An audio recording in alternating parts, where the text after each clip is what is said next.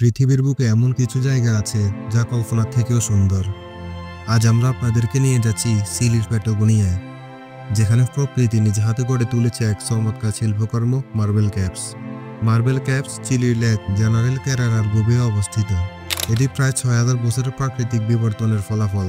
লেকের পানির প্রবাহ এবং বাতাসের ধারায় চুনা পাথরের স্তরগুলো ক্রমে তৈরি করেছে এই গুহাগুলোর দেওয়াল এমন মসৃণ এবং চকচকে যেন মনে হবে আপনি একটি নীল মার্বেলের মধ্য দিয়ে হেঁটে যাচ্ছেন।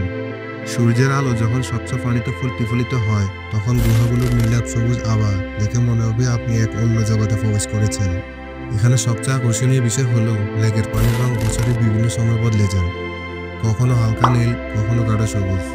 গুহাগুলোর এই অনন্য সৌন্দর্য দেখতে হলে আপনাকে যেতে হবে চিলির পুয়ের্তো রিও ট্রাঙ্কুইলো শহরে। মার্বেল ক্যাপ শুধু একটি পর্যটন কেন্দ্র নয়, এটি প্রাকৃতিক এক জাদুকরী চিত্রকর্ম।